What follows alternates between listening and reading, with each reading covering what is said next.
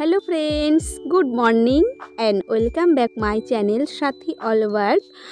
সকালে সমস্ত কাজ সারা হয়ে গেছে, চাও খাওয়া হয়ে গেছে। আর এখন আমি বাবুকে একটু পড়তে বসিয়েছি। বাবু একটু পড়তে বসেছে আর ভাতটা বসিয়ে দিয়েছি। আর আজকে হচ্ছে গিয়ে রবিবারের ভিডিও তোমাদের সঙ্গে শেয়ার করছি। তো চলো স্কিপ না করে পুরো ভিডিওটা দেখতে থাকো, আশা করি ভালো লাগবে। আর আমার যারা নতুন বন্ধু আছো প্লিজ আমার চ্যানেলটা সাবস্ক্রাইব করে নাও আমার চ্যানেলে নতুন সদস্য হওয়ার জন্য। তো দেখো সকালবেলা তারপরে বাজারে গেছিলাম আমি আজকে। আমি সকালবেলা যাইনি, বাবুকে পাঠিয়েছিলাম স্টেশনে ওর বাবার কাছ থেকে মাছ আনার জন্য। তো ও বাবার কাছ থেকে মাছ নিয়ে আসলো, ফলি মাছ। তো এক সপ্তাহ মাছ খাওয়া হয়নি, তো আজকে প্রথম মাছ খাবো। মানে বাবুকে স্নান করালাম যে শনিবারে, মাছ খাওয়া হয়নি। তো আজকে ফলি মাছ খেতে হয়, যেদিন স্নান করায় সেদিনই। তো শনিবার ছিল জন্য মাছ খাইনি, তো তার জন্য আজকে মাছ খাবো। কেননা আগের দিন তো মাছ খেতে পারিনি, কিন্তু ফলি মাছ খেয়ে তারপরে আমাদের অন্য কোনো মাছ খেতে হয়। তো মাছটা কেটে ধুয়ে রেখে আর এদিকে আমি ভাত বসিয়ে দিয়েছি। আর ভাত বসিয়ে দিয়ে এদিকে কাচাকুচিটা করে নিচ্ছি। কেন বলো তো, সকালবেলাটা না আমি একবারে রান্না করে নিচ্ছি, কেননা দুপুরবেলায় আছে বৈষ্ণব সেবার নেমন্তন্ন। তো তার জন্য সকালবেলা একবারে রান্না বসিয়ে দিয়েছি। ওই যে ফলি মাছ রান্না করব আর একটু চিচিঙ্গা ভাজা করব। তো এইদিকে আমি রান্না এদিকে হচ্ছে আর এদিকে একটু একটু কাজ করে নিচ্ছি। এই যেমন জামা কাপড় মেলে দিলাম কেচে, তারপরে এই যে ছাদে এই পাতাগুলো জমা হয়ে গেছিলো, রোজ ঝাড় দিয়ে এক জায়গায় জড়ো করে রাখি। তো এইগুলো একটু গামলার মধ্যে করে নিয়ে যাব, বাইরে ফেলে দেবো। তারপরে দেখো রান্নাঘরে এসে ওই যে চিচিঙ্গাটা নামালাম আর এই যে ফলি মাছের ঝোল করব। এই যে আলু আর উচ্ছে দিয়ে পাতলা ঝোল করব ফলি মাছের। আর দেখো ফোড়ন দিয়ে দিলাম, ফোড়ন দিয়ে এবার মাছগুলো দিয়ে তারপরে এর মধ্যে 4-5টা ডাল বড়িও দিয়ে দেবো, দিয়ে ফলি মাছের পাতলা ঝোল করব।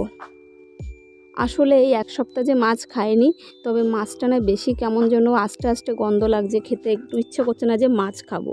তো কি করব, খেতে হবে। এই যে রান্নাটা কমপ্লিট করে নিলাম, কমপ্লিট করে রেখে তারপরে দেখো আমি চলে এসেছি। ওই যে বললাম বৈষ্ণব সেবার নেমন্তন্ন আছে আমাদের পাশের বাড়িতে, তো ওখানে চলে এসেছি। দেখো এসে দেখি ভোগ আরতি হচ্ছিল, তো আসলাম, এসে একটু ভোগ আরতি শুনলাম।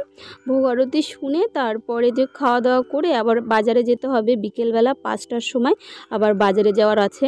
তো এর জন্য তাড়াতাড়ি করে চলে আসলাম। এসে দেখো একটু গান শুনে আমরা খেতে বসে গেছি, বাবু আমি সবাই মিলে বসে গেছি, মাও আছে। তো খেয়ে দিয়ে তারপরে বিকেলে বাড়ি আসলাম, এসে বাবুকে ঘুম পাড়িয়ে রেখে আবার চলে আসলাম বাজারে।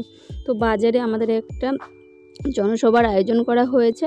আমাদের বাজার থেকে উচ্ছেদ করতে চাই প্রমোটার নামে একজনা, তো অসিত ঘোষ নামে একজনা। প্রতি বছর এই ষষ্ঠীর আগের দিন, মানে গতবার তোমরা ভিডিওতে দেখেছো, ষষ্ঠীর দিন এরকম বাজারে এসে আমরা সবাই বসে থাকতাম মহিলারা।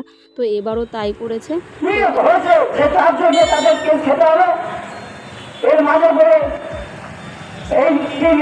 ঘটনা ঘটেছে কেন এই 10 জনের নামে কেস হয়েছে আপনারা জানেন। এই দিনকে আমাদের মাথার পরে বড় নেতৃত্ব আছে, আমরা এটা করে চলে রাখি। এই বলে আমার সংক্ষিপ্ত বক্তব্য শেষ করছি।